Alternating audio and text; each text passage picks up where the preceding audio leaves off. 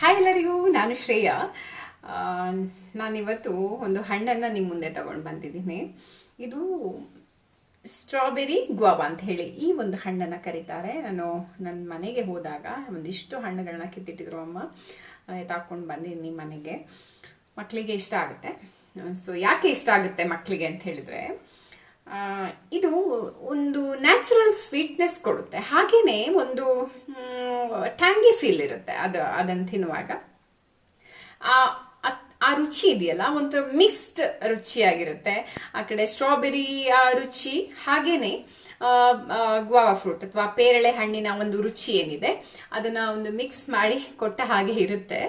So ಹಾಗಾಗಿ ಇದು ಹಾಗೆ ಇನ್ನೊಂದು ಏನು ಅಂತ ಹೇಳಿದ್ರೆ, ನನಗೆ ಪರ್ಸನಲ್ ಆಗಿ ತಿನ್ನುವಾಗ ಬೇರೆ ಬರುತ್ತಲ್ವಾ, ಆ ಒಂದು ಟೇಸ್ಟ್ ಕೂಡ ಇದನ್ನ ತಿನ್ನುವಾಗ ಅನ್ಸುತ್ತೆ. ಇದಕ್ಕೇನು ಹೆಚ್ಚು ನೀರು ಹಾಕಿ ಬೆಳೆಸುವಂತಹ ಅಗತ್ಯ ಇಲ್ಲ. ಕಡಿಮೆ ಪ್ರಮಾಣದ ನೀರು, ಅಗತ್ಯಕ್ಕೆ ಎಷ್ಟು ಬೇಕೋ ಅಷ್ಟು ನೀರನ್ನು ಹಾಕಿ ನಾವು ನಮ್ಮ ಮನೆಯ ಮುಂದೆ ಇರುವಂತಹ ಒಂದು ಜಾಗಗಳಲ್ಲಿ ಬೆಳೆಸ್ಕೊಳ್ಬಹುದು. ಸೊ ಅದು ಏನು ಅಂತ ಹೇಳಿ ತುಂಬಾ ದೊಡ್ಡ ಮರ ಆಗುತ್ತೆ ಆ ತರ ಏನಿಲ್ಲ. ಇದು ಒಂದು ಮಧ್ಯಮ ಗಾತ್ರದಲ್ಲಿ ಬೆಳೆಯುವಂತಹ ಒಂದು ಗಿಡ ಅಂತಲೇ ಹೇಳ್ಬೋದು. ಓಕೆ, ಇದು ಏನಂತ ಹೇಳಿದ್ರೆ ಯಥೇಚ್ಛವಾಗಿ ಫಲವನ್ನ ಕೊಡುತ್ತೆ ಇದು, ಈ ಒಂದು ಹಣ್ಣಿನ ಮರ. ನಮಗೂ ತಿಂದಾಗೆ ಆಗುತ್ತೆ, ಹಾಗೆ ಪಕ್ಷಿಗಳು ಏನಿರ್ತವೆ ಅವುಗಳಿಗೂ ಒಂದು ಆಹಾರವನ್ನ ಒದಗಿಸೋದಕ್ಕೆ ಸಹಾಯಕ ಆಗುತ್ತೆ ನಾವು ನಮ್ಮ ಮನೆಯಲ್ಲಿ ನೆಟ್ಕೊಂಡ್ರೆ ಅಂತ ನೋಡ್ತಾ ಇರ್ಬೋದು. ಇಷ್ಟೊಂದು ಕಿತ್ಕೊಂಡು ಬಂದಿದ್ದೀನಿ, ನಾನು ಎತ್ಕೊಂಡು ಬಂದಿದ್ದೀನಿ ನೋಡಿ. ತುಂಬ ಹಣ್ಣಾಗಿ ಏನಾಗಿದೆ, ಸ್ವಲ್ಪ ಒಡ್ಕೊಬಿಟ್ಟಿದೆ. ಸ್ವಲ್ಪ ಕಾಯಿ ಕೂಡ ತಂದಿದ್ದೇನೆ. ಇದು ತುಂಬ ದೊಡ್ಡ ಗಾತ್ರದಲ್ಲಿ ಏನು ಬೆಳೆಯೋದಿಲ್ಲ, ಮಧ್ಯಮ ಗಾತ್ರದಲ್ಲೇ ಇರುತ್ತೆ. ಇದು ತುಂಬ ದೊಡ್ಡದು ಅಲ್ವಾ, ತುಂಬ ಚಿಕ್ಕದು ಅಲ್ಲ. ಇದರ ನೋಡಿ, ಬಣ್ಣ ನೋಡಿ ಏನು ಚೆನ್ನಾಗಿದೆ ಅಂತ. ಸೊ ಬನ್ನಿ, ಇದರ ಮರ ಹೇಗಿದೆ ಅಂತ ನಾನು ತೋರಿಸ್ತೀನಿ. ಇದು ಸ್ಟ್ರಾಬೆರಿ ಗ್ವಾವಾ ಅಥವಾ ಚೆರಿ ಗ್ವಾವಾ ಅಂತಲೂ ಕೂಡ ಕರೀತಾರಂತೆ ಇದರ ಒಂದು ಗಿಡ. ಇದು ನೋಡಿದ್ರೇನೆ ಗೊತ್ತಾಗುತ್ತೆ, ದಟ್ಟವಾದ ಎಲೆಗಳು ಕೂಡ ಇದೆ, ಹಾಗೆ ಅದು ಎಷ್ಟು ಸೊಂಪಾಗಿ ಬೆಳೆದಿದೆ ಅನ್ನುವಂಥದ್ದು. ಇದೇನು ಒಣಗಲ್ಲ. ಕೆಲವೊಂದು ಗಿಡಗಳೇನಾಗುತ್ತೆ ಅಂತ ಹೇಳಿದ್ರೆ ಫಲ ಕೊಟ್ಟ ಮೇಲೆ ಒಣಗ್ಕೊಬಿಡುತ್ತೆ, ಬಟ್ ಇದು ಹಾಗಲ್ಲ, ಯಾವಾಗಲೂ ಹಚ್ಚ ಹಸಿರಾಗಿ ಇರುತ್ತೆ. ಹಸಿರು ಬಣ್ಣದಲ್ಲೇ ಇದು ಉಳಿಯುವಂತಹದ್ದೇ.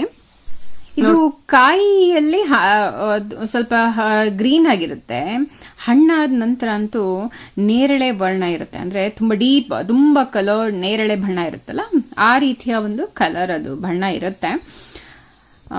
ಅದರ ಹೂ ನನಗೆ ಹೂವಂತೂ ಇವಾಗ ತೋರ್ಸೋದಿಕ್ಕಾಗಲ್ಲ, ಯಾಕೆಂತ ಹೇಳಿದ್ರೆ ಅದು ಹಣ್ಣಾಗ್ಬಿಟ್ಟಿದೆಯಲ್ಲ, ಹಾಗಾಗಿ.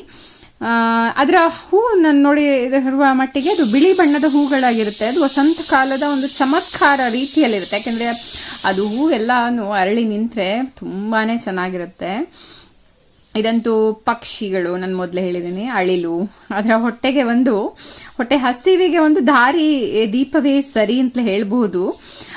ಒಮ್ಮೆ ಬಂದು ನೋಡಿದ್ರೆ ಮತ್ತೊಮ್ಮೆ ಅದು ಡೈಲಿ ದಿನನಿತ್ಯ ಬಂದು ತಿನ್ಕೊಂಡು ಹೋಗುತ್ತೆ ಪಕ್ಷಿ ಅಳಿಲುಗಳು. ಸಾಂಪ್ರದಾಯಿಕವಾಗಿ ಇದು ಕೇವಲ ಹಣ್ಣು ಮಾತ್ರ ಅಲ್ಲ, ಅದರ ಎಲೆ ಮತ್ತೆ ಹೂ ಇವೆಲ್ಲವೂ ಕೂಡ ನಮ್ಮ ಆರೋಗ್ಯಕ್ಕೆ ತುಂಬಾ ಒಳ್ಳೆದಂತೆ.